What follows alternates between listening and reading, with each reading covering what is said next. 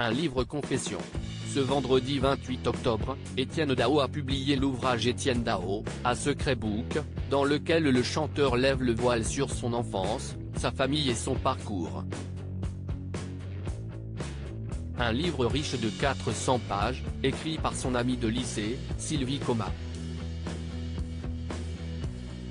Et à cette occasion, l'artiste a accepté d'accorder un entretien à Paris Match ce jeudi 27 octobre.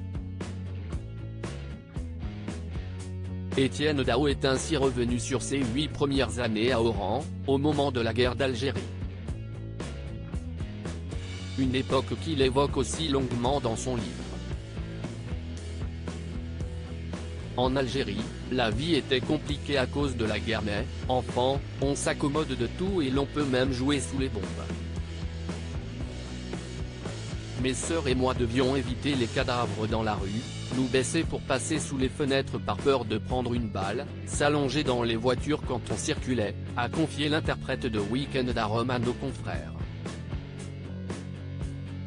Etienne Dao, je ne voulais pas être considéré comme l'immigré en 1960, alors qu'il était encore tout jeune. Etienne Dao et sa mère ont été abandonnés par son père, un militaire de carrière et musicien porté sur la fête. Et en 1964, à l'âge de 8 ans, le garçon quitte l'Algérie avec sa tante Francine, direction Reims dans un premier temps, puis Rennes. Mon père avait disparu en France en 1960, ma mère comme moi ne pouvions pas quitter l'Algérie sans son autorisation.